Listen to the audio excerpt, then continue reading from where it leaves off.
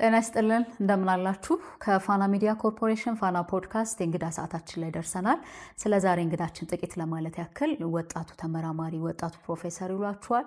እንግዲህ ወጣት በነበሩበት ጊዜ ገና በዛ ጊዜ ነው የፕሮፌሰርነት ማዕረግን ያገኙት እና ይሄኛው ስያሜ እንደተሰጣቸው ሰምቻለሁኝ። በዓለም አቀፍ የተለያዩ ጆርናሎች ላይ የተለያዩ የምርምር ስራዎቻቸውም እንዲታተሙ ደግሞ ወደ ውጤትም እንዲቀየሩ ያደረጉ ሰው ናቸው። በትምህርት ሚኒስቴር በሳይንስና ቴክኖሎጂ ሚኒስቴር በውጭ ጉዳይ ሚኒስቴር እና በሌሎች አበርክቷቸው ከፍ ያለ ነው።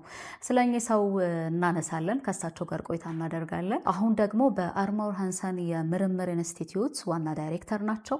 ይሄንን ስያሜ ስጠራ ማናቸው የሚለውን እንግዲህ ቀድማችሁ እገሌ ብላችኋል ብዬ ተስፋ አደርጋለሁ። ፕሮፌሰር አፈወርቅ ካሱ ጋር ቆይታ እናደርጋለን። ስለሚኖረን ጊዜ ስለ አብሮነታችሁ ከወዲሁ በጣም እናመሰግናለን። ሳራ መኮንን ከባልደረቦቼ ጋር ሆኜ አብሬያችሁ ቆያለሁ። አብራችሁን ሁኑ። በጣም ነው የማመሰግነው ፈቃደኛ ስለሆኑ፣ ስለተገናኘንም ደስ ብሎኛል። እኔም በጣም ደስ ብሎኛል። እንዴት ኖት? እንደምን ከረሙ? እኔ በጣም ደህና ነኝ። ደስ የሚል ጊዜ ላይ ነው የተገናኘ ነው። ሀገራችን ለብዙ ዓመት ህዝባችን ኢንቨስት ያደረገውን ትልቁን የሀገራችን የታላቁ ህዳሴ ግድብ ስራ ጨርሰን አዲስ ዓመት በደስታ ተቀብለን ደስ የሚሉ ስንቆችን ለ2018 በጀት ዓመት ይዘን ስራ በጀመርንበት ወቅት ስለተገናኘን ደስ ብሎኛል። እዚህ ደግሞ በአዲሱ ህንጻችሁ ነው የተገናኘን። አዎ የአርማውር ሃንሰን የምርምር ኢንስቲትዩትም መንግስት ከፍ ያለ በጀት መድቦ ትልቅ ግራውንድ ፕላስ 6 ህንጻ ሰርቶልን ወደዛ ገብተን አሁን ስራ ጀምረናል። በቅርቡ በከፍተኛ የሀገር የስራ ኃላፊዎች እናስመርቃለን። በዚህ ወቅት ስለተገናኘን ደስታችን እጥፍ ድርብ ነው። በጣም ቆንጆ። እንግዲህ የዚህ አዲሱ ቢሮ ተገናኘን፣ ከስቱዲዮ ወተን ነው ይሄኛውን ቆይታ የምናደርገው። ስለ እርሶ ቀደም ብዬ ለመጥቀስ ሞከርኩ፣ ጥቂት ነገር አነሳሁ እንጂ እንዲሁ ብዙ ቦታዎች ላይ ነበሩ፣ ደግሞ አበርክቶም የበዛ ነው። ስለዚህ ስለ አበርክቶ ስለ ጉዞ እያነሳን ነው ቆይታ የምናደርገው። አርማውር ሃንሰን የምርምር ኢንስቲትዩት እየሰራ ያለውንም ስራ በጥቂቱ ብናነሳ በጣም ደስ ይለኛል። እና አሁን ወደዚህኛው ህንፃ መታችኋል። በፊት እዚያኛው ነበረ። ግቢው በጣም አምሮበታል። መንደር ተብሏል። እንግዲህ የመኖሪያም ነው የሕክምናም ነው ምርምር የሚደረግበትም ነው እና ብዙዎች እዚህ ግቢ አሉ። እዚህ ግቢ መዋል እርሶ ምን ስሜት አለው? ከምርምር እንደው እንዳልተነጠለ ላለፉት 30 በላይ ዓመታት ምርምር ውስጥ እንዳለ ሰው እዚህ መዋል ምንድን ነው የሚሰማዎት? አመሰግናለሁ። የአርማውር ሃንሰን የምርምር ኢንስቲትዩት እንዲፈጠር ምክንያት የሆነው የአለርት ሆስፒታል ነው። በቅርብ ኃላፊነት ላይ ወደዚህ ሁለቱ ተቋማት የመጣን የሥራ ኃላፊዎች ተማክረን የዛሬ 3 ዓመት ገደማ ለግቢያችን ልዩ ስም እንስጥ ብለን የአለርትና ሀሪ የጤና መንደር ነው ያለው።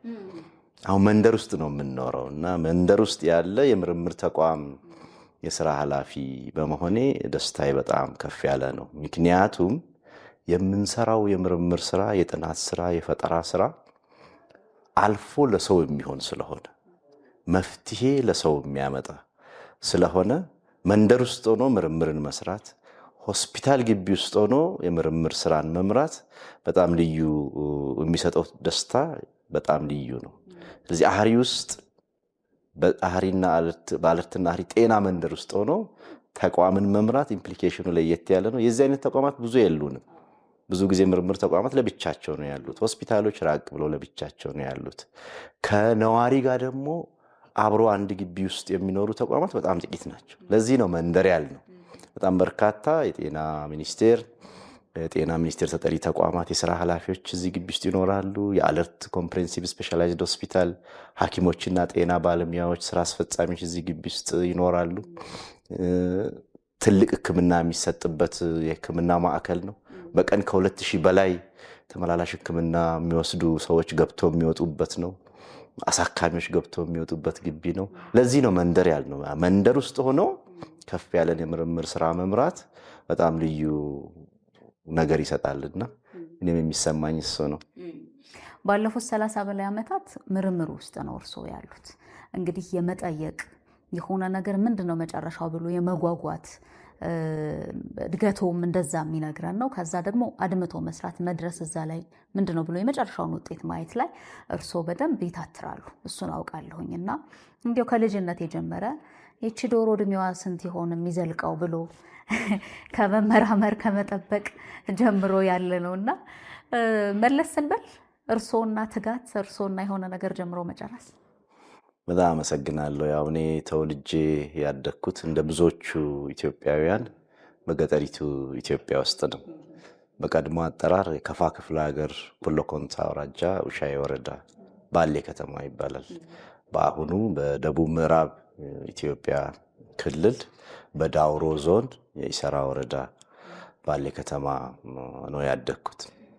ያኔ በዚያን ዘመን እኔ ያደግኩበት ወረዳ ውስጥ አንድ ትምህርት ቤት ብቻ ነበር። አንደኛና መለስተኛ ሁለተኛ ደረጃ ትምህርት ቤት። ያ ትምህርት ቤት ከኛ ቤት የ3 ደቂቃ የ2 ደቂቃ ርቀት ላይ ነው ያለው። ሲደወል ነው የሚሄደውም ሲሉ ሮጬ ነው የሚሄደው። ባንዲራ መስቀል የኔ ስራ ነበር። ስለዚህ ሂጄ ባንዲራ አውጥቼ ከስታፍ ሩም ውስጥ ነው የምናስቀምጠው፣ መምህራን ክፍል ውስጥ። ከዛ አውጥቼ ባንዲራ ሰቅላለሁ። በጣም ደስ ይለኛል ከፊት መሆን። በቁመቴ ደግሞ አጭር ስለነበረ ሰልፍ ላይ ከፊት ነው የምቆመው እና ክፍል ውስጥም ከፊት ነው የምቀመጠው። ትምህርትን በጣም ወድ ነበረ። በትምህርት ቤት ውስጥ በአብዛኛው አንደኛ ነበረ የምወጣው።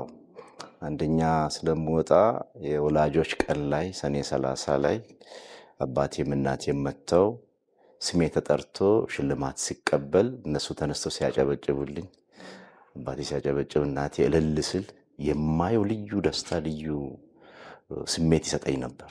ስለዚህ በየዓመቱ ጎበዝ የምሆነው ለእናቴ ብዬ አስብ ነበር እና በቃ ለእናቴ ጎበዝ መሆን አለብኝ፣ 10 ከ10 50 ከ50 100 ከ100 ማምጣት አለብኝ እያልኩ እታትር ነበር እና ያ የልጅነቴ ልዩ ነገር ነው ብዬ አስባለሁ። ሁለተኛው እናቴን አገለግል ነበር።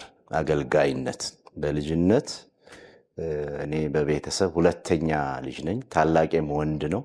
ያው ገጠር ቤተሰብ ውስጥ ከብቶች አሉን። ታላቅ ወንድሜ ከብቶችን ያወጣል። ላሞችን፣ በሬዎችን፣ ጥጃዎችን፣ በጎችን፣ ፍየሎችን፣ በቅሎችን፣ ፈረሶችም ነበሩ። እነሱን ማሰማራት የታላቅ ወንድሜ ስራ ነው። እኔ ደግሞ በጣም ተነስቼ ውሃ ቀድቼ ቤት ጠርጌ ቡና አፍልቼ ያደረ ምግብ አሙቄ ጎረቤት ጠርቼ ቡና ጠጥቼ ነው ትምህርት ቤት የሚሄደው። አቦል ቶና በረካ በዚያ እድሜ ሶስቱንም። ስለዚህ ቤት ውስጥ የእናቴ አጋዥ ሆኜ ነው ያደግኩትና ከትምህርት ቤት መልስ ቤት ውስጥ እናቴን እያገዝኩ ነው ያደግኩት። እሱ ራሱ ብዙ ነገር የሰጠኝ አድርጌ ነው በህይወቴ አሁን የማስበው።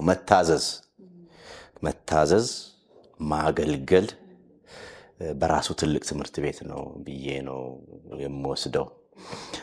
ገጠር ውስጥ ማህበራዊ ህይወት ልዩ ቦታ ነው የሚሰጠውና ሁሌም እኛ ቤት ቡና ሲፈላ ቡና ለብቻ አይጠጣም። 7-8 ጎረቤቶች አሉን። እነሱ ተጠርተው ያለ ነገር ቀርቦ ቆሎ ሊሆን ይችላል፣ ቆጮ ሊሆን ይችላል። ያ ቆጮ የሚያድግበት አካባቢ ነው የኖርኩትና የእንሰት ቆጮ እሱ ሞቆ ቀርቦ ጎመን ካለ ጎመን ጋር ሌላ ነገር ካለ አደርባይስ ቆሎ ተቆልቶ ነው የሚቀርበው። የቡና ቁርስ ሁሌም አለ እና ጠዋት ላይ ጎረቤት መጥቶ ቡና ጠጥቶ ነው የሚሄደው። ያ አብሮነትን ያስተምራል። ልጆች ስለሆንን ታላላቅ ሰዎች የሚያወሩትን ነገር እንሰማለን፣ የሚነጋገሩትን፣ የሚጫወቱትን። ያም የሚያስተምረው ነገር አለ እና አሁንም እኔ ማዳመጥ ላይ ጎበዝ ነኝ ብዬ አስባለሁ። ያ ከማህበረሰብ ከአካባቢ ማህበረሰብ ጋር የነበረን በልጅነቴ በአእምሮዬ ውስጥ የተመዘገበው ነገር ጥሩ አዳማጭ እንደሆነ ያርጎኛል ብዬ አስባለሁ። ሌላ ደስ የሚለኝ በልጅነቴ ማህበር ነው። አያቶቼ ማህበር ነበራቸው። የመድኃኔዓለም ማህበር፣ የማርያም ማህበር።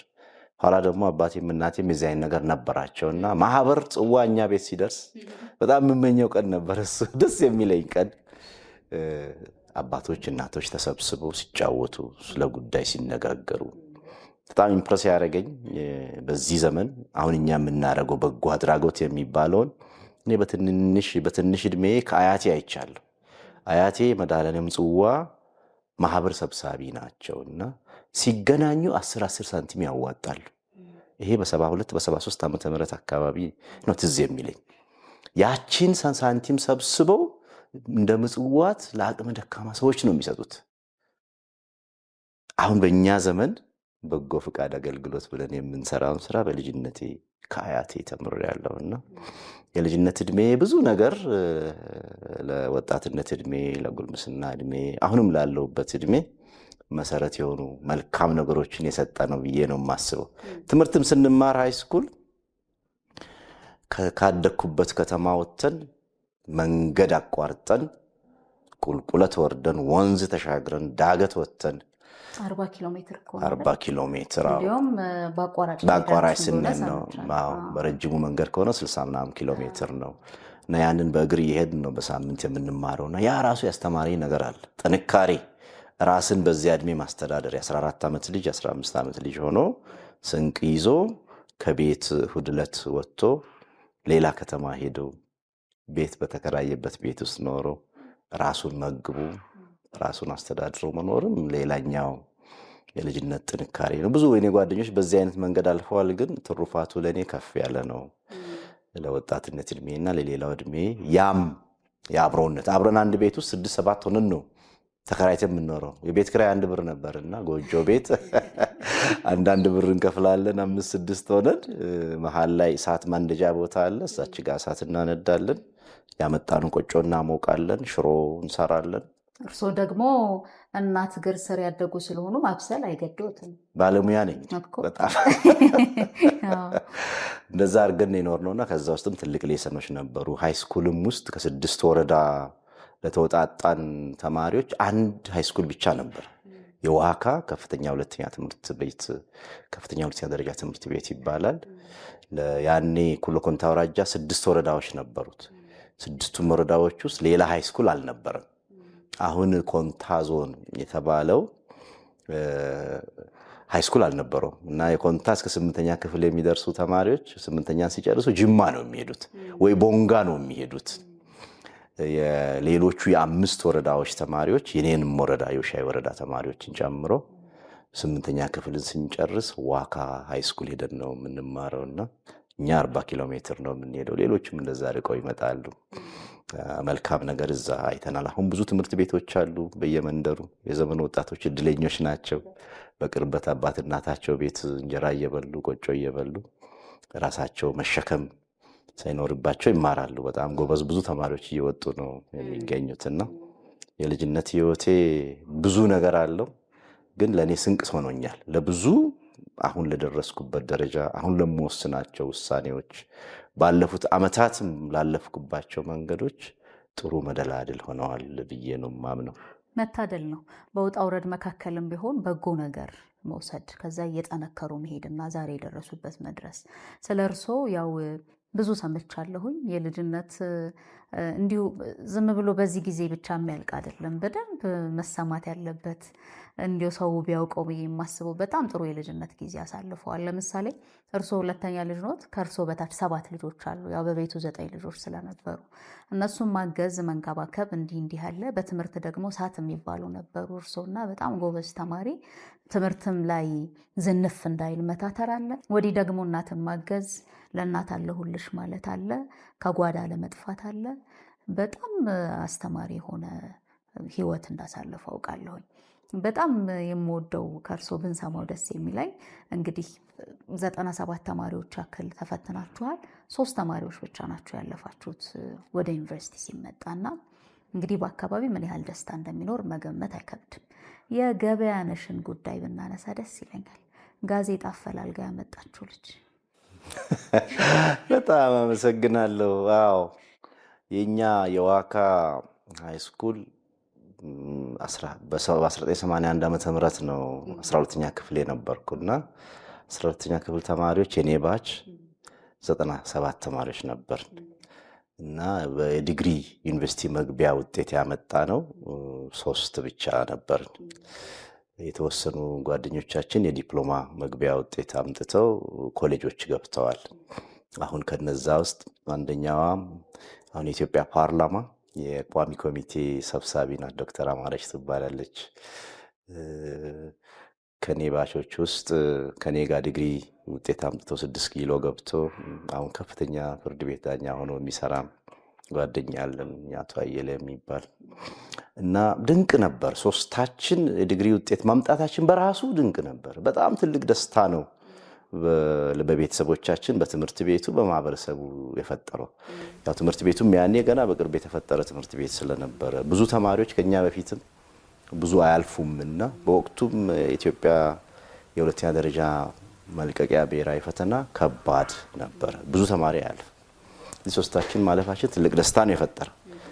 ካለፍን በኋላ ለካስ በዚያን ወቅት ዩኒቨርሲቲ ውጤት ያመጡ ሰዎች የት ዩኒቨርሲቲ መማር ትፈልጋለህ ተብሎ ቅጽ ተልኮላቸው ይሞሉ ነበር። በእኛ ወቅት አልሞላን። እኔ አልሞላሁ። ከዚያ ጊዜው ሲደርስ ወሬ ሰማንና አይ ጋዜጣ ላይ እኮ ስም ይወጣል፣ ዩኒቨርሲቲ ባትሞላም ጋዜጣ ላይ ስም ስለሚወጣ ጋዜጣ ማየት አለብህ የሚል መረጃ ደረሰኝ። ከዚያ ካደኩበት ቦታ ከውሻይ ወረዳ ጋዜጣ ለማየት ወደ ጅማ መምጣት ነበረብኝ። ጅማ ማለት ሩቅ ነው። ያኔ ከፋ ክፍለ ሀገር ዋና ከተማ ነው። እኔ ካደኩበት አካባቢ ወደ 200 ኪሎ ሜትር ገደማ ርቀት ላይ ነው ያለው። ስለዚህ አባቴ ፈረስ ጭኖ ለኔ ያዘጋጀውን እቃ ሻንጣ የሚሸከም ሰው አዘጋጅቶ እኔና እሱ ሰውዬ በእግራችን እሱ አባቴ ፈረስ ላይ ሆኖ አጎቴም ተጨምሮ ሸኚ ሆነው ጪዳ የሚባል ቦታ ድረስ መጣን በእግር። ያኔ መኪና የሚሰራው ከጅማ እስከ ጪዳ ድረስ ብቻ ነው። ስለዚህ 100 ምናምን ኪሎ ሜትር ወደ 120 ምናምን ገደማ የሚሆን ኪሎ ሜትር በእግራችን መተን እዛ አድረን በነጋታው ወደ ጅማ የሚመጣ መኪና አግኝተን ጅማ መጣን። ያ ለመጀመሪያ ጊዜ መኪና ያየሁበት ቀን ነው። መኪና ላይ ወጥቼ ጅማ መጣው። ጅማ ስደርስ የኔ አብሮ አደግ ጓደኛ አሁን የእህቴ ባለቤት ነው። እሱ ቀደም ብሎ ጅማ መጥቶ ብስክሌት እንደዚህ እያከራየ ስራ እየሰራ ይኖር ነበርና ያ ጓደኛዬ ተቀበለኝና ጅማ ስደርስ አባቴ ዘመዳችን ቤት ይሄዳል። የገበያነሽ እናት ጋር ይሄዳል። እሱን አጎቴንና አባቴን እዛ አስቀምጠው ጓደኛዬ ይዞኝ ይሄዳል። ጅማ ላይ በወቅቱ የሚታወቅ አንድ ሆቴል ነበር፣ አቶ ተካ ኤጌኖ ሆቴል የሚባል። እዛ ቤት ይዞኝ ሄዶ ምሳ ይጋብዘኛል። ያኔ እንጀራ በምስር ወጥ በድንች ወጥ እሱን ነው የጋበዘኝ። 50 ሳንቲም ነበር። መኪና ላይ እንደወጣ ድል የሰጠችኝ፣ መብራት እንዳይ ህንጻ ፎቅ ቤት እንዳይ ያደረገችኝ የኔ የቴክኖሎጂ ከተማ ናት። ከዛ በኋላ ወደ ዘመድ ቤት መጣንና የዘመዳችን ልጅ ገበያነሽ የምትባል አባቴ ነግሯት ጋዜጣ ፈልጋ ይዛ ትመጣለች። ጋዜጣ ሲታይ ለካስ የደረሰኝ አስመራ ዩኒቨርሲቲ ነው። በወቅቱ አስመራ ዩኒቨርሲቲ መሄድ ከባድ ነበር።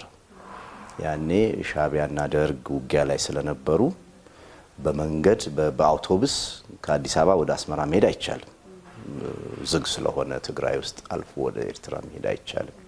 ብዙ ቦታ በወቅቱ የነበሩት ታጋዮች ወያኔም በወዲያ በኩል ሻዕቢያም መንገድ ስለዘጉ፣ ስለዚህ ወደ አስመራ መሄድ የሚቻለው በአውሮፕላን ነው። የጦርነት ወቅትም ስለሆነ አስመራ ዙሪያም ተከቦ ብዙ አውራጃዎች ተይዘው ስለነበረ ያ መረጃ ስለነበረው አባቴ አይ በቃ ልጄን አልከው ብሎ ወስኖ ነበር። ከዚያ ሰው ሲፈለግ የአስመራ ዩኒቨርሲቲ 4ኛ ዓመት ተማሪ የነበረ አሁን ፒኤችዲ ሰርቶ ኮተቤ ሜትሮፖሊታን የኮተቤ ዩኒቨርሲቲ መምህር ነው ያገለግላል። ዶክተር ግርማ ወሰኔ ይባላል። እሱ እዛ ከተማ ተገኘና እሱ መረጃ ሰጣቸው። ችግር የለውም ምን ያግዟለሁ እኔ ወስደዋለሁ ብሎ ከዚያ አባቴ ሐሳቡን ቀይሮ እንዲሄድ ፈቀደልኝ እንጂ በዚህን ሰዓት ፕሮፌሰር አፈወርቅ አልባልም ነበር። የነሱ ስጋት አለ። አስቀርቶኝ ቢሆን እና ገበያነሽ ያንን ጋዜጣ ይዛልኝ የመጣች አስመራ ዩኒቨርሲቲ እንደደረሰኝ ያበሰረች። እሷ ራሷ ደንግጣ ፊቴ ላይ አለ የሷ ድንጋጤ፣ የአባቴ ፊት ያጎቴ ፊት የነበረ ድንጋጤ አለና ጅማና ገበያነሽ በዚያ በብዙ ጉዳይ ባለውለታዎቼ ናቸው።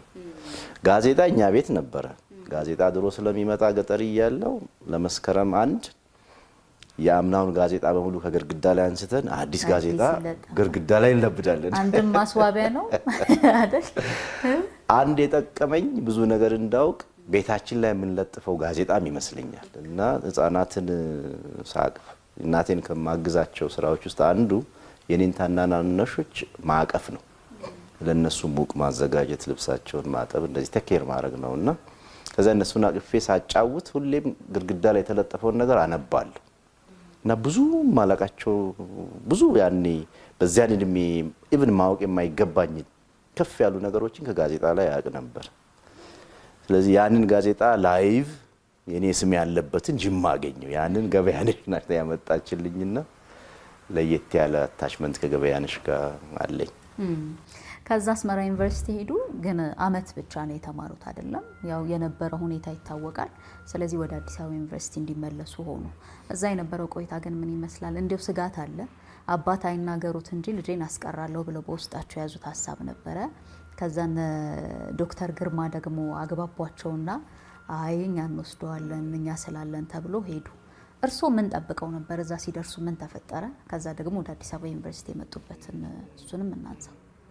ለኔ ከኢሰራ ወረዳ ወጥቼ ከድሮ ከኩሎ ኮንታ ወጥቼ ጪዳ መድረስ የመጀመሪያው ሾክ ነው። መኪና ሳይ ጅማ ሲደርስ መብራት ማየት፣ ህንጻ ማየት፣ ኮካ መጠጣት፣ ጋዜጣ ላይ የኔን ስም ማየት እነዚህ ሁሉ ሾኮች ነበሩ። አባቴ እንዲሄድ ወስኖ ወደ አዲስ አበባ ስመጣ ዶክተር ግርማና የሱ ጓደኛ ሌላ የአስመራ ዩኒቨርሲቲ የማኔጅመንት 4ኛ ዓመት ተማሪ ነበረ። አሁን ለአዲስ አበባ አስተዳደር ይሰራል። አቶ አባተ ገብረ አምላክ ይባላል። እነሱ ሁለቱ ግራና ቀኝ ቁጭ ብለው እኔ መሀላቸው ቁጭ ብዬ ነው የመጣሁት። እንክብካቤ ታጅቤ እና ከጅማ ተነስቶ አዲስ አበባ ሲደርሱ ያው ብዙ ድሮ ሬዲዮ ላይ የምናውቃቸው ከተማዎች አሉ። ከጅማ ስትወጪ ሰርቦ የሚባል ከተማ አለ። እስከ ሰርቦ ድረስ ያኔ ጅማ ከተማ አውቶቡስ ይመጣ ነበር።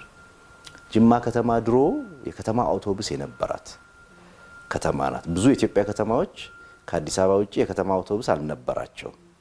በዚያን ወቅት 82 ዓመተ ምህረት መስከረም ወር ውስጥ የጅማ ከተማ አውቶቡስ እንደነበራት አስታውሳለሁ።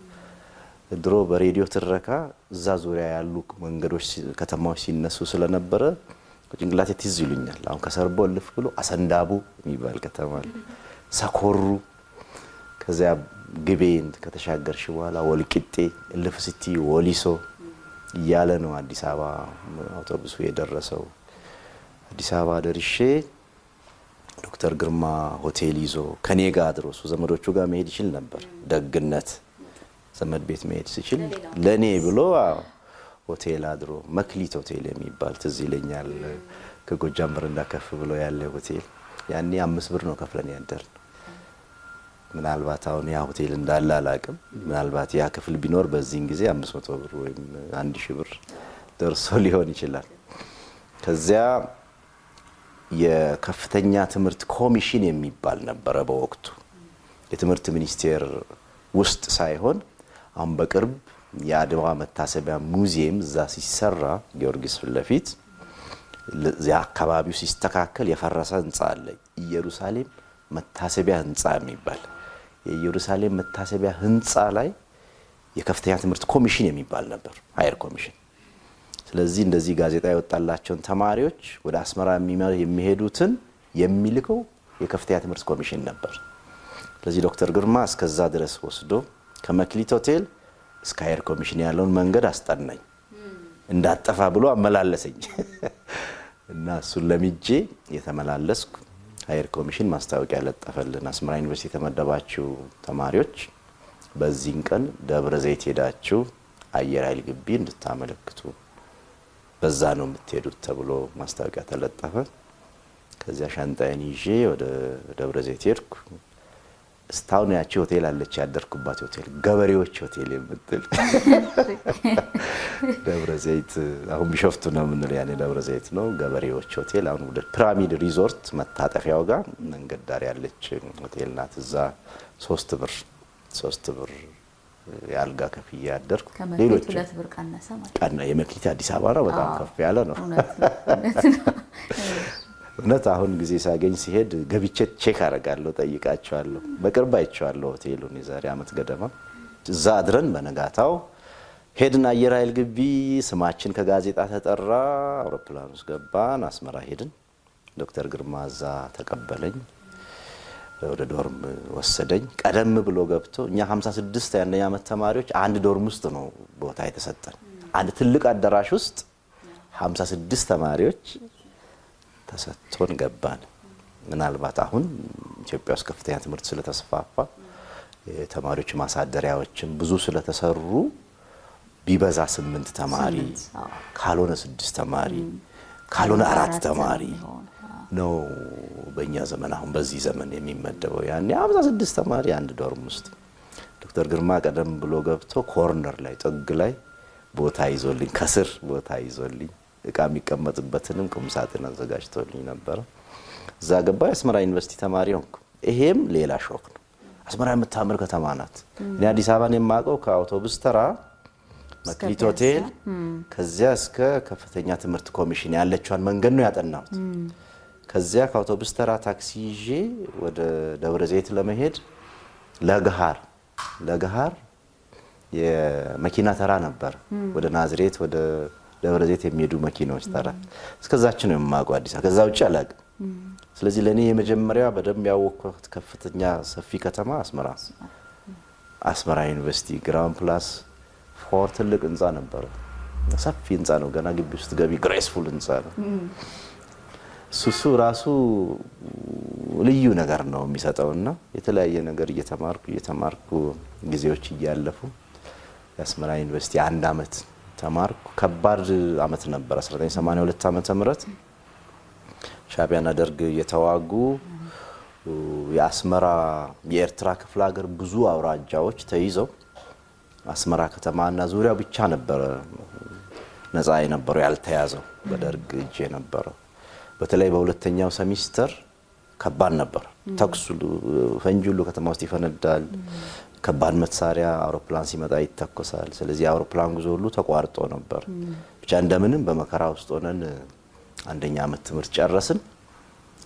ከትምህርት ከጨረስን በኋላ የተባበሩት መንግስታት ድርጅት ሻዕቢያና ደርግን አናግረው ከዚያ ተፈቅዶ ተኩስ አቁም ተደርጎ የአስመራ ዩኒቨርሲቲ ከአንደኛ አመት እስከ 4ኛ አመት ያለን ተማሪዎች በአንድ ሳምንት ውስጥ በአውሮፕላን አመላልሰውን ወደ አዲስ አበባ መጣን። ከዚያ አዲስ አበባ ዩኒቨርሲቲ ለአንድ ሴሚስተር በአስመራ ዩኒቨርሲቲ ስር ሆነን አዲስ አበባ ዩኒቨርሲቲ አስጠግቶን ለአንድ ሴሚስተር ተማርኩ። ከዚያ በ1983 ዓመተ ምህረት ለውጥ ሲመጣ የአስመራ ዩኒቨርሲቲ ሲቀር የአዲስ አበባ ዩኒቨርሲቲ ተማሪ ሆንኩ ማለት ነው። ከዚያ አዲስ አበባ ዩኒቨርሲቲ ጨረስኩ። አዲስ አበባ ዩኒቨርሲቲ ያው ስነ ህይወት ነው ያጠኑት፣ ባዮሎጂ ነው ያጠኑት። ካሉት በእርሶ ባች ከነበሩት እርሶ ሁለተኛውን ከፍ ያለ ውጤት ይዘው ነው የጨረሱት። ያው የቀድሞ የባህር ዳር ዩኒቨርሲቲ ፕሬዚደንት ዶክተር ፍሬው ነበሩ የእርሶ ጓደኛም። እርሶ ደግሞ ሁለተኛ ሆኖ ጨረሱ።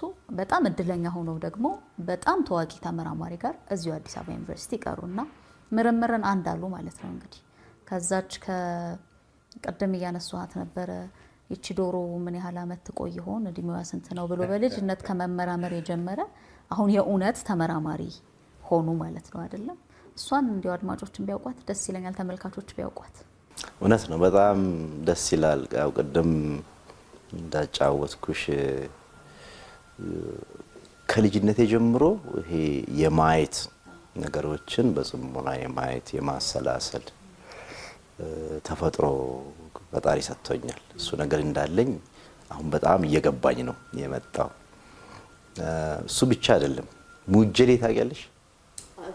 እግር ላይ የምትገባ ልጅ እያለን እኔ ጫማ ያደረኩት አሮጌ ጫማ 9ኛ ክፍል 10ኛ ክፍል ደርሼ ነው እና ቁምጣ ነው የምንለብሰው፣ በእግራችን ነው የምንሄደው እና ሙጀሌ እግር ውስጥ ገባለች ነበረችኝ። እኔን ታስቸግረኝ ነበር። ሙቀት ነበር አካባቢ ብዙ ጊዜ ሙቀት አካባቢ ደጋ ነው፣ በጋ ላይ ትኖራለች እና አንዴ ተረከዜ ላይ ገባች።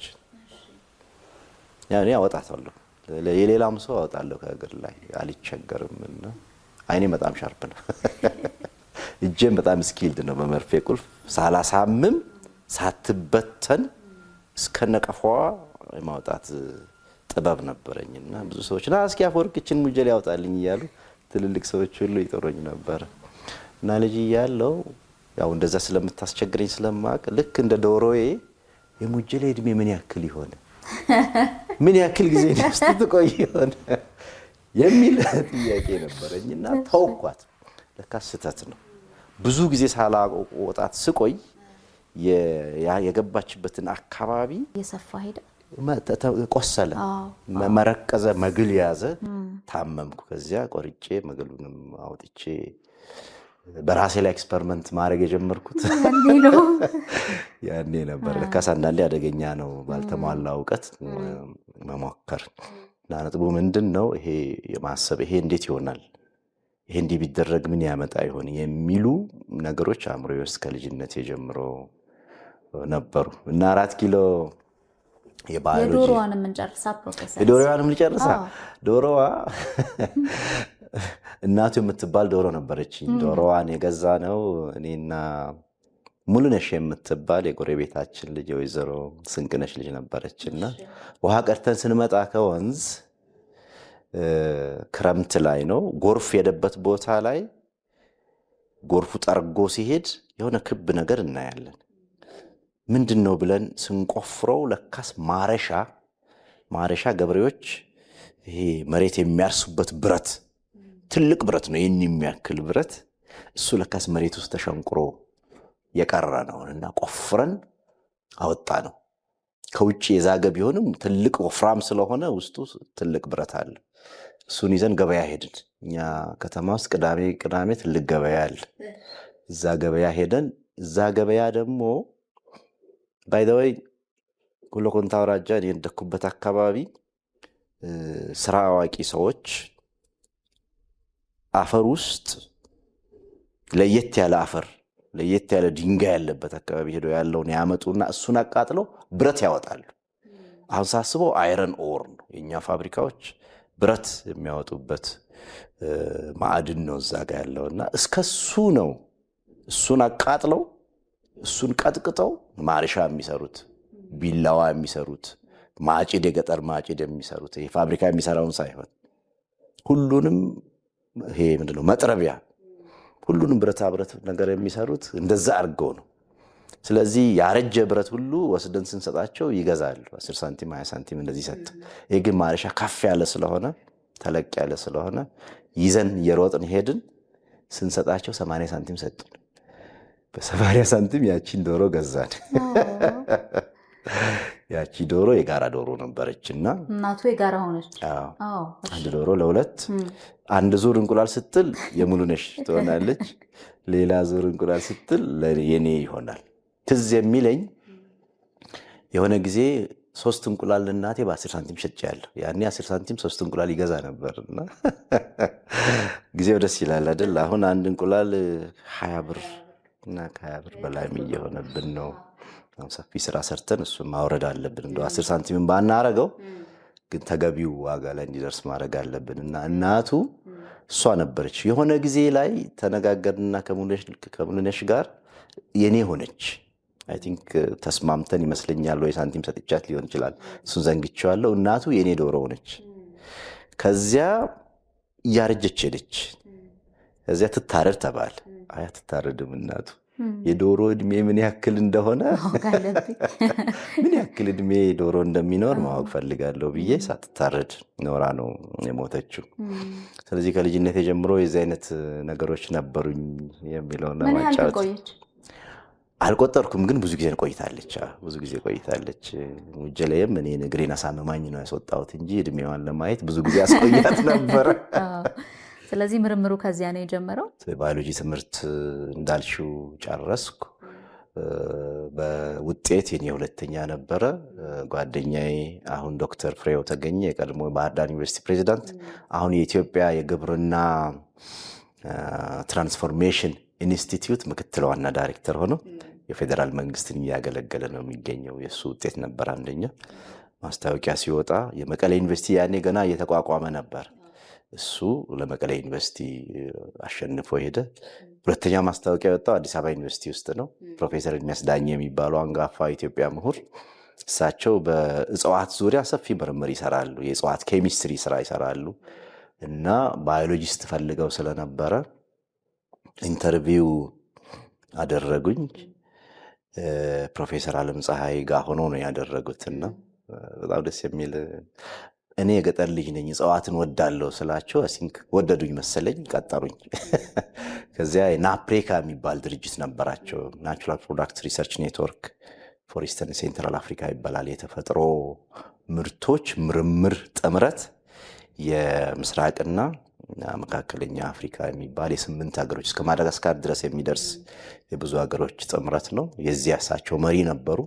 በዛ ፕሮጀክት ቀጠሩኝ። እሳቸው ጋር ሆኜ ስለ ባህል ሕክምና እጽዋት፣ ስለ ጥርስ መፋቂያዎች እና ስለ ሌሎች ጉዳዮች ምርምር መስራት ጀመርኩ። ስለዚህ የመጀመሪያ እንጀራዬ ምርምር ሆነ ማለት ነው። ከዚያን ጊዜ የጀመረ የምርምር ስራ እስካሁን ድረስ ከኔ ጋር አለ። በጣም ደስ ይላል። የምርምር ስራው ቀጠለ።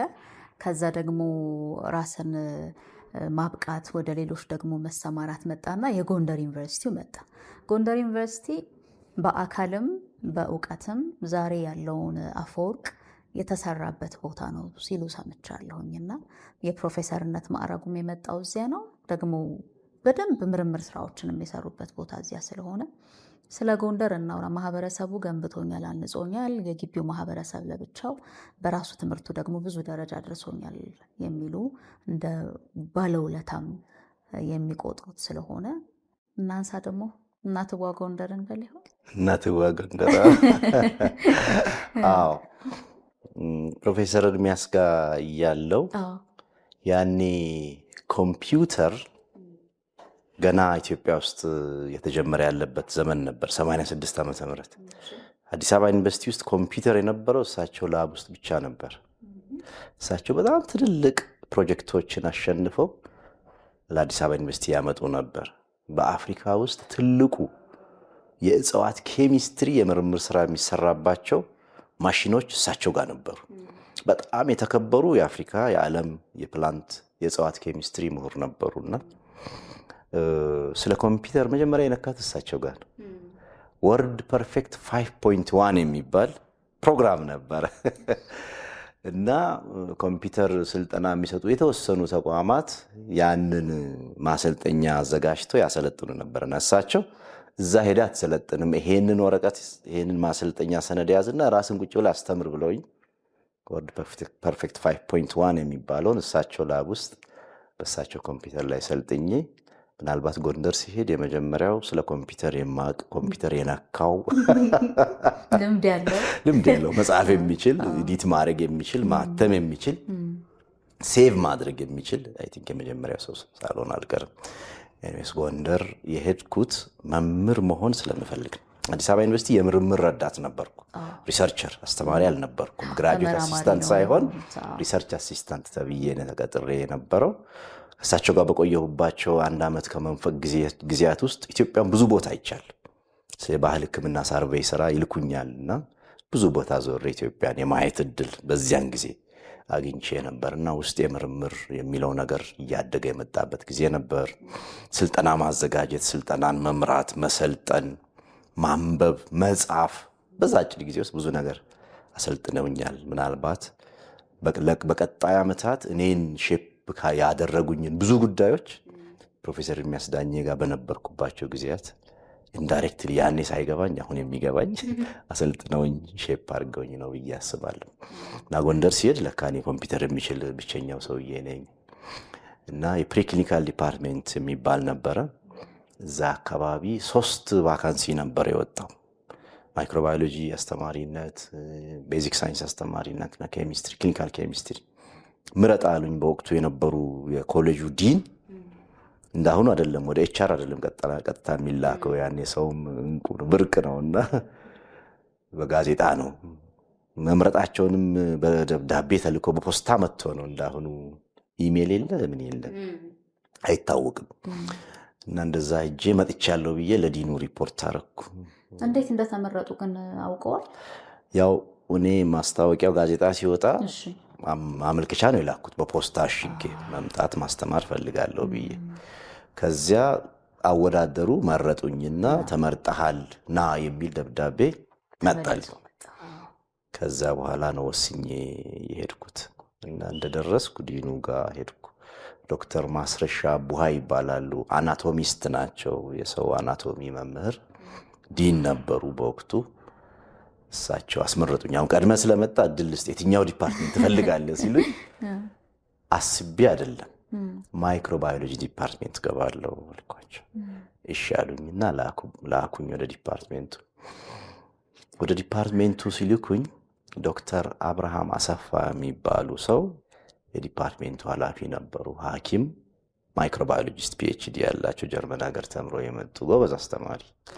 ልክ እሳቸው ጋር ሲሄድ እሳቸው እንዳሁኑ ኤልሲዲ የለ ፕሮጀክተር የለ፣ ያኔ አስተማሪዎች የሚያስተምሩት በጠመኔ ነው።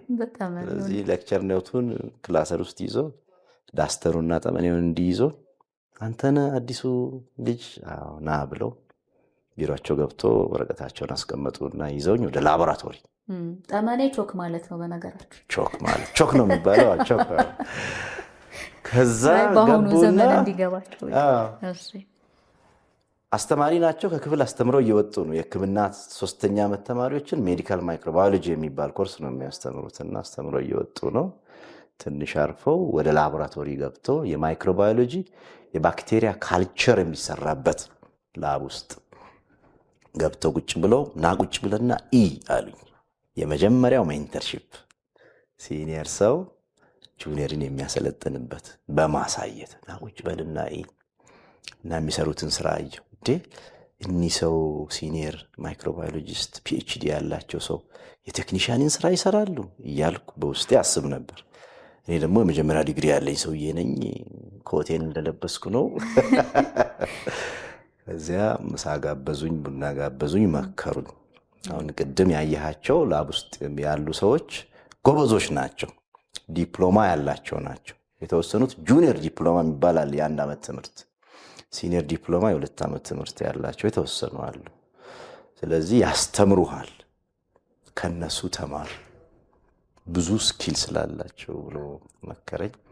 እሱ እንደመከረኝ ከነሱ እየተማርኩ ከወሽሩም ዕቃ ከማጠብ ሚዲያ ከማዘጋጀት ማይክሮስኮፒ ከመመልከት እና የፋይናል የሆነውን ስቴጅ ካልቸር ስራ የማንበብ ስራ በአጭር ጊዜ ለመድኩ። ዶክተር አብርሃም እየረዳኝ ሌሎችም እየረዱኝ ጎበዝ የላቦራቶሪ ቴክኒሻን ወጣኝ ማለት ነው። ብልህ መሆን ይመስለኛል። ግን ፕሮፌሰር አቋረጥኩ እንጂ ለምሳሌ ካሉት ሰዎች ተማር ተብሎ እኔ ዲግሪ ያለኝ ጁኒየርም ሲኒየርም ዲፕሎማ ነው ያላቸው እነኚህ ሰዎች 2 ዓመትና 1 ዓመት እንዴት ከነሱ እማራለሁ? በዛ ላይ ምርምር ማዕከል ውስጥ የነበርኩ ረዳት ተመራማሪ የነበርኩ ሰው ብሎ ማፈግፈጉ አልነበረም? ከጭንቅላት ጋር ከራስ ጋር ንግግር ሲያደርጉ እንደዛ አይነት ነገር አልገጠመም? ምክንያቱም ብዙዎቻችን ከታናናሾቻችን መማር ያ ማለት እንዲያው ከፍ ብለናል ብለን ካሰብን ማለት ነው ስለሚከብድ እንዴት ይሆናል ብሎ ከራስ ጋር ሙግት ስለሚኖር እሱ እንዴት አሸነፉት ነው። ይሄ በጣም ለብዙዎች ትምህርት ስለሚሆን ለብዙዎቻችን የማወቅ ፍላጎት ነው። እኔ የማላውቀው ብዙ ነገር ስላለ በህይወቴ አሁንም ብዙ ነገር አላውቅም። ሁሌም ለማወቅ ጋጓለሁና እውቀት ብዙ ሰው ጋር አለ። እውቀት መጽሐፍ ውስጥ አለ። እውቀት አሁን በዘመናችን ስልካችን ውስጥ አለ። መርጠን ምንወስድ ከሆነ ላይብረሪ ውስጥ አለ። ብዙ ሰው ውስጥም አለና በወቅቱ እኔ ገና ጀማሪ ተመራቂ ነኝ። 1 ዓመት ከምናምን ብቻ ነው አዲስ አበባ ዩኒቨርሲቲ የሰራሁት። አሁን ወደ ትምህርት ተቋም ነው የሄድኩት። የገባሁበት ዲፓርትሜንት ደግሞ ማስተማር ብቻ አይደለም ማገልገልንም የሚጠይቅ ነው። የላቦራቶሪ ስራንም የሚጠይቅ ነውና ቶሎ አውቆ እውቀት ላይ ሆኖ ማገልገል ወደ ማገልገል ለመሄድ ማወቅ ያስፈልግ ነበር። ከአዋቂዎች ማወቅ ደግሞ ብልህነት ነውና እና ፖላይቶኜ እነሱ የሚያስተምሩኝን ተምሬ በአጭር ጊዜ ብዙዎቻቸውን ስራ ሸፍኜ ሁሉ መስራት ይችላሉ። ቅዳሜ እሑድ ሁሉ ገብተን እንሰራ ነበር። እንደ አሁኑ ዘመን ኦቨርታይም ይከፈትልን የቅዳሜ እሑድ ይከፈለን ብለን አይደል። ያኔ አይታወቅም። እንደዛ በራስ ፍላጎት የስራ ፍቅር እንደዛ ሰራ ነበር። ዴል ካርኒጌ የሚባል የሳይኮሎጂስት ነበር። ብዙ መጽሐፍ የጻፈ ኢትዮጵያ ውስጥ የሱ መጽሐፎች በአማርኛም ተተርጉሞ አሉ ብዙ እና አንደኛው መጽሐፉ ላይ ባይደዌ እሱን መጽሐፉን ያነበብኩት ብላቴን ሚሊተሪ ማሰልጠኛ ሳለው ነው። በ1983 ዓመተ ምህረት 2ኛ ዓመት ተማሪ ያለው ደርግ ሊወድቅ አካባቢ የኢትዮጵያ ዩኒቨርሲቲ ተማሪዎች በሙሉ ወደ ማሰልጠኛ አስገብተው ነበር። ብላቴን የሚባል ቦታ የአየር ወለድ ማሰልጠኛ ተቋም ነው። እዛ ሲሄድ የተወሰኑ መጽሐፎችን ይዤ ነበር። ያን መጽሐፍ በጣም አነባለሁ። ባይ ዘ ወይ ፍቅር እስከ መቃብርን ዛሬ ጧት ጀምሬ እስከሚነጋ ጨርሼዋል። ድሮ አስመራ ዩኒቨርሲቲ እያለሁ እና መጽሐፍ ዩኒቨርሲቲ ውስጥ ቫኬሽን ክረምት ላይ እና ዴል ካርኒጌን መጽሐፍ ይዤ ነበር እና እዛ ውስጥ በጣም ኢምፕረስ የሚያደርገኝን አሁን ካነሳሽው ሀሳብ ጋር የሚሄደውን አንብቤያለሁና ብዙ አስተምሮኛል። እሱ ምንድን ነው የሚለው የማገኘው እያንዳንዱ ሰው ከኔ ቢያንስ በአንድ ነገር እንደሚበልጥ አውቃለሁ፣ ለዚህም ከሱ እማራለሁ። ይሄ በጣም ትልቅ የህይወት መርህ ነው። አያቶቼም አባት እናቴም ማህበረሰቡም ሲያሳድገኝ አስተምሮኝ ነው ያደግኩት። የእኛም ልጆች ያንን ማድረግ አለባቸው ብዬ አስባለሁ። የኢትዮጵያ ልጆች ኢትዮጵያ ብዙ ትምህርት ቤት ናት በራሷ። አካባቢያችን ትምህርት ቤት ነው፣ ጎረቤቶቻችን ትምህርት ቤቶች ናቸው። ስንሄድ አውቶቡስ ውስጥ የምናገኘው ሰው አስተማሪ ነው። ዝም ብለን ወክ ብናደርግ ብዙ ነገር እንማራለን። ከሌላው ሰው እማራለሁ የሚል የአእምሮ ዝግጅት ትልቅ ነገር ነው ብዬ አስባለሁ እና ያ ዝግጅት ስለነበረኝ ነው ከሁሉም እማራለሁ። እኔ ዲግሪ ያለኝ በባዮሎጂ ነው፣ እነሱ ያ ዲግሪ የላቸው። እነዚህ በሙያቸው ዲፕሎማ ያላቸው ሰዎች ናቸው። ዲፕሎማ ባይኖራቸውም ረጅም ጊዜ የሥራ ልምድ ስላላቸው የሚያውቁት ነገር አለ፣ አድቅቀው የሚያውቁት ነገር አለ፣ የላቁበት ነገር አለ፣ በልምድ ያገኙት እውቀት በልምድ ያገኙት መልካም ነገር አለና ያንን ቀረብ ብል በአቋራጭ ቶሎ ያሳውቁኛል፣ ብሳሳትም ያስተካክሉኛል የሚል የውስጥ ዝግጅት ስላለኝ ብዙ ነገር ከነሱ መማር ችያለሁና የኔ መልእክት ለኢትዮጵያውያን እባካችሁ ከሌሎች መማርን እንያዝ። ሌላው ሰው የሚያስተምር ብዙ ሰው አለ በዙሪያችን፣ ልምድ ያለው ብዙ ሰው አለ፣ ቀና ሰው ብዙ ሰው አለ። ከትምህርት መጽሐፎች ከምንማረው ዝም ብለን ከምናነባቸው ሌሎች ነገሮች ከምንማረው በተጨማሪ ከአካባቢያችንና ከሰዎች ብዙ መማር እንችላለን የሚለውን ልጆቻችን ወጣቶቻችን እንዲይዙ መልእክት ማስተላለፍ ፈልጋለሁ። እንደዛ እያደረኩ ጎበዝ ላቦራቶሪ ቴክኒሻን ሆንኩ። ቅዳሜ ሁሉ ገብቼ እሑድ ሁሉ እሰራለሁ፣ አምሽቼ እሰራለሁ። የስራ ሰዓት ሲደርስ የስራ መውጫ ሰዓት ሲደርስ ያኔ 11 ሰዓት ላይ ነው ስራ የሚወጣውና በሰርቪስ ስለሚሄዱ ቴክኒሻኖቹ ሲወጡ እኔ ወደኋላ ቀርቼ ከተረኛ ቴክኒሻን ጋር አብሬ እሰራለሁ። ደስ ብሎኝ እሰራለሁ፣ ለማወቅ ብዬ እሰራለሁ። ኋላ ደግሞ የምዝገባ ስርዓትን የላቦራቶሪ ውጤቶች አመዘጋገብ ስርዓትን ጥሩ አደረግንና ከዚያ እየተነተንን ትርጉም እየሰጠን የምርምር ስራም ሰራን ማለት ነው፣ የጥናት ስራም ሰራን ማለት ነው። እና ጎበዝ ላቦራቶሪ ቴክኒሻን እንደሆነ አብርሃም እና እዛ የነበሩ ቴክኒሻኖች ደግፈውኛል። ጎበዝ ተመራማሪ፣ ጎበዝ ጀማሪ ተመራማሪ እንደሆነ ደግሞ ዶክተር አብርሃም ወዲያውኑ አሳይመንት ሰጠኝ። ጠራኝና ቢሮ እኔ ጎንደር የሄድኩት ግንቦት ውስጥ ነው። ሐምሌ ላይ ዓመታዊ የተማሪዎች የምርምር ጉባኤ ይካሄዳል። የተማሪዎችና መምህራን የኮሌጁ ለዚያ ጉባኤ የሚደርስ ጽሑፍ እናዘጋጃለን።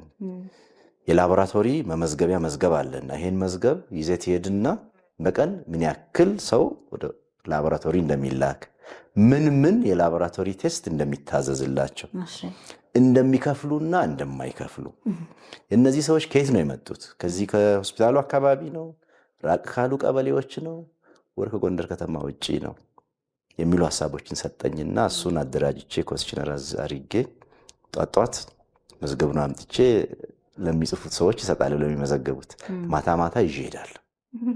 የመጀመሪያው የጎንደር ዩኒቨርሲቲ ሪሰርች ሆነን ማለት ነው። ጥሩ ሆቴል ነው ማድረው። ጥሩ ሆቴል ጎንደር ፒያሳ የነበረች ሆቴል ናት። 5 ብር ነው በቀን የምከፍል የነበረው። 3 ወር ገደማ ነው እዛ ቤት የኖርኩኝ። በጣም ጠባብ ክፍል ውስጥ ነው። ሆቴሎቹ ጠባብ ሆቴል ናትና ማታ ማታ ሲሄድ እሱን ይዤ እገባለሁ። ራቴን ከበላው በኋላ ታሊ ያደርጋለሁ። ጠዋት መዝገቡን መልሳለሁ፣ ማታ ይዤ እሄዳለሁ።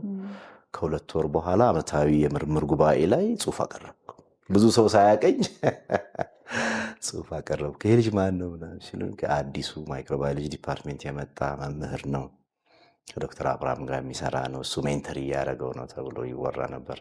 ከዚያ ሌሎች የምርምር ስራዎችንም ዶክተር አብርሃም ጋይድ አድርጎኝ ብዙ ስራ መስራት ጀመርኩ። ዶክተር አብርሃም ፉል ብራይት ስኮላርሺፕ አግኝቶ አሜሪካ ሀገር ሄደ። ከዚያ እኔ ሲኒየር ሆንኩ ማለት ነው። ሲኒየር ወርክ ብዙ ተማሪዎችን አስተምራለሁ። በሳምንት እስከ 24 25 ሰዓት ድረስ አስተምር ነበር። 5-6 ኮርስ አስተምር ነበር። ነርሲንግ ተማሪዎችን፣ ሳኒቴሪያን፣ ኢንቫይሮንመንታል ሄልዝ ተማሪዎችን፣ የላቦራቶሪ ተማሪዎችን ብዙ ኮርስ ሄማቶሎጂ፣ ዩሪን አናሊሲስ፣ ኬሚስትሪ፣ ማይክሮባዮሎጂ፣ ሴሮሎጂ ብዙ ኮርስ ይሸክም ነበር። ሌላ ብዙ አስተማሪ አልነበረንም። እንደዛ ያረኩ ነው መምሮኜ ጎንደር የኖርኩት። እዛ ለማስተርስ አዲስ አበባ ዩኒቨርሲቲ ገባው። ማስተርስ ትምህርቴን ጨርሼ ጎንደር ተመለስኩ። በጣም ጎበዝ ሪሰርቸር ሆንኩ። በዚያን ወቅት ብዙ ሪሰርች ሀሳቦች ነበሩኝ። እንደውም ትዝ የሚለኝ ጎንደር እንደተመለስኩ 14 የሪሰርች ፕሮፖዛል አዘጋጀን። ሀሳቦች እኔ ናቸው። እኔ ማስገባት የምችለው በሁለቱ ብቻ ነው። ፒአይ ሆኜ ዋና ተመራማሪ ሆኜ ሌሎቹን ሀሳቦች ለጓደኞቼ ያከፋፍዬ 14 ፕሮፖዛል አስገብተን 9 ፕሮፖዛል ተመረጠልን። ገንዘብ አገኘን ማለት ነው። በ9 ብዙ ምርምር ሰራን። ብዙዎቹን ማሳተም ችለናል። ለፒኤችዲም ወደ ጃፓን ሀገር ሲሄድ የምርምር ሀሳብ ጎንደር የጀመርኩትን ስራ ነው ይዤ ሄድኩት። የአንጀት ጥገኛ ትላትል፣ ኤችአይቪ እና ቲቢ በሽታዎች እነሱ አካባቢ ያለ የኢሚኖሎጂ ሞለኪላር ባዮሎጂ የምንላቸውን የምርምር ስራዎችን ነው የሰራሁትና ጎንደር እኔን ፈጥሮኛል ስል ከብዙ ሰው አስተምሮኝ ነው። ከግቢ ውጭ ያለ ሰው ባህሉን አስተምሮኝ፣ ግቢ ውስጥ ያለ ሰው ጠንካራ ሰራተኝነትን አስተምሮኝ። ጎንደር ዩኒቨርሲቲ የጎንደር ኮሌጅ ውስጥ የነበርን ሰራተኞች ያኔ ትንሿ ኢትዮጵያን እንመስል ነበር። ከሁሉም የኢትዮጵያ ጥግ የመጡ የኢትዮጵያ ልጆች ነበሩና በጣም ደስ የሚል ማህበራዊ ህይወትም ነበረን። ጥሩ ማህበራዊ ህይወት ሲኖር ስኬትም ይኖራል። በጣም ስኬታማ መምህራን፣ የምንወደድ መምህራን ነበር። እኔና ሌሎች ጓደኞቼ እዛ የምንሰራው ምርምርም ስለምንሞክር ትንሽ ገንዘብ ዩኒቨርሲቲ እየሰጠን ምርምርም ስለምንሰራ ዓመታዊ ጉባኤ ሲኖር፣ የሙያ ማህበራት ጉባኤ የኢትዮጵያ አዲስ አበባ ላይ ሲካሄድ መተን ፕሬዘንት እያደረግን ነው ያደግነው እና ጎንደር እኔን ፈጥሮኛል፣ ተመራማሪ አድርጎኛል፣ አስተዋይ ሰው አድርጎኛል፣ ጎበዝ አስተማሪ እንዲሆን አድርጎኛል። በተለይ ስለ ትምህርት ሲታሰብ ፕሮፌሰር ሞገስ ጥሩ ነው የሚባሉ የመጀመሪያው ኢትዮጵያዊ የዩኒቨርሲቲው ማይክሮባዮሎጂስት ነበሩ። ቆላደጋ ዳሞት የሚባል ቦታ ተወልደው ያደጉ ሰው ናቸው። ጎንደር የሄዱት ለሕክምና ነው። የስጋ ደዌ በሽታ ነበረባቸው። ሊታከሙ ብለው ሄደው እሳቸው መሪጌታ ናቸው የነበሩት። እዛው ተቀጥረው ሕክምናቸውን እየታከሙ ሰራተኛ ሆኖ ተቀጠሩ። ከዛ ፋሲሌደስ ትምህርት ቤት ማታ ማታ እየተማሩ ሃይስኩል ጨረሱ። ከዚያ ላብ ቴክኒሻን ሆኑ። ከዚያ ጤና መኮንን ሆኑ። ከዚያ ማይክሮባዮሎጂስት ሆኑ። ጎበዝ አስተማሪ ናቸው እና እሳቸው ክፍል ገብተው ሲያስተምሩ እኔ ክፍል ገብቼ እማር ነበር። ከሲኒየር አስተማሪ መማር፣ እኔ እኮ አስተማሪ ነኝ፣ ግን ከእሳቸው እማር ነበር። ዶክተር አብርሃም ገብቶ ክፍል ውስጥ ሲያስተምር ገብቼ እማር ነበር። መልእክቱ ምንድን ነው? ለወጣት ኢትዮጵያውያን ከሲኒየሮቻችሁ ተማሩ። እኔ አስተማሪ ነኝ፣ አንብቤ ደርሰዋለሁ፣ አንብቤ ያውቃለሁ የሚለው አይበቃም። ስኪል ማስተማር ልዩ ጥበብን ይፈልጋል። አንድን ቶፒክ እኔም ዶክተር አብርሃም ዶክተር ሞገስም ቢሰጠን እሳቸው እነሱ ባላቸው ስኪል አቅልለው ሊያቀርቡ ይችላሉ። እንደ ጀማሪ ብዙ ነገር ልዘከዝክ ይችላለሁ እና ከነሱ የማስተማር ጥበብ ነው ሲጃለሁ። ስለዚህ አስተማሪዎቼ ናቸው። ኮሊግስ ቢሆኑም አስተማሪዎቼ የነበሩ። ስለ ማስተማር አውቄያለሁ፣ ስለ ምርምር አውቄያለሁ። ማህበረሰቡ ደግሞ ስለ ማህበራዊ ህይወት ብዙ አስተምሮኛል እና ጎንደር ፈጥሮኛል የምለው በዛ ነው። ስለ ሊደርሺፕ ዶክተር አብርሃም ለፉል ብራይት ስኮላርሺፕ ሌላ ቦታ ሲሄድ ዶክተር ፀሐዬ የሚባል ሌላ ሰው ከአዲስ አበባ ዩኒቨርሲቲ መጥቶ ለሁለት ነበር ዲፓርትሜንቱን የምንመራው። እኔና እሱ ብዙ ስራ ነው የምንሰራው እና የዩኒቨርሲቲ የኮሌጁን አስተዳደራዊ ስራዎች እንሰራለን፣ የዲፓርትሜንት አስተዳደራዊ ስራ እንሰራለን፣ የስራ ክፍሉን የማስተማር ስራ እንሰራለን። ይሄ ከፍ ያሉ ብዙ ስራዎችን አንድ ላይ ሰብሰብ አድርጎ የመምራትን ክህሎት ሰጥቶኛልና ጎንደር ሊደርም አድርጎናል። ምናልባት ከወጣው በኋላ በመንግስት የተለያዩ ኃላፊነቶች ቦታዎች ውስጥ ተመድቤ ስራ ስሰራ ቀሎኝ ብዙ ነገር ስመራ የቆየሁት ምናልባት ከዚያን ጊዜ ጀምሮ የሊደርሺፕ ኤክሰርሳይዝ ሳረግ ልምምድ ሳረግ ስለነበረ ሊሆን ይችላል ብዬ አስባለሁና የጎንደር ስጦታ ለኔ የእናትዋ ጎንደር ስጦታ ብዙ ነው ለማለት። የትኛው ቀደመ? ውጭ ጉዳይ ቀደመ? ትምህርት ሚኒስቴር ቀደመ? ወይስ ሌሎቹ ተቋማት ላይ ከጎንደር በኋላ ያለው? ሀገር ምን እናድርግ፣ እንዲሁም ምንድን ነው መፍትሄ ማምጣት ያለብን የሚለውን በአቅማቸው እያዋጡ ያሉበት ነው። ታናናሾቼ በወጉ እንዲማሩ አባት እናቴን መደገፍ የኔ ኃላፊነት ነው ብዬ ነው የወሰድኩት። መፋቂያ ከመንገድ እንገዛለን። ከምንድን ነው የተሰሩት ብለን እንጠይቃለን። ወይ የምን ዛፍ ነው የምን ቅጠል ነው ብለን እንጠይቃለን። ምስርች የምትባል መፋቂያ አለች። ዛፏ ትታወቃለች። ትዳሩን ታወት አድርገውት ወደዛ ነበሩ። የአሁኑ የኢትዮጵያ ጠቅላይ ሚኒስትር ክቡር ዶክተር አብይ አህመድ ነበሩና ከሳቸው ጋር የመስራት እድል አገኘው። 1 ዓመት አብረን ሰራን። ማሰብ ከዛ እናደርገዋለን ብሎ መጀመሪያ ማመን ከዛ ማድረግ መጀመር ሆኖ እንዲታይ ያደርገዋል። የጃፓን መንግስት የንጉስ ሽልማት የተሰጠኝ ከጃፓን ንጉስ ሽልማት ነው የሚባለው። ራይዚንግ ሰን ጎልደን ሲልቨር አዋርድ ይባላል። ዶክተር በረከት እንዴት ናት? ደህና ናት። ደህና ናት። ምርምር መነሻ ሆነ። አሁን ደግሞ መልሰው ምርምር ውስጥ ገቡ። አዋቂ ኢትዮጵያውያን የተቋም ግንባታ ላይ አስተውለው ሊሰሩ ይገባል።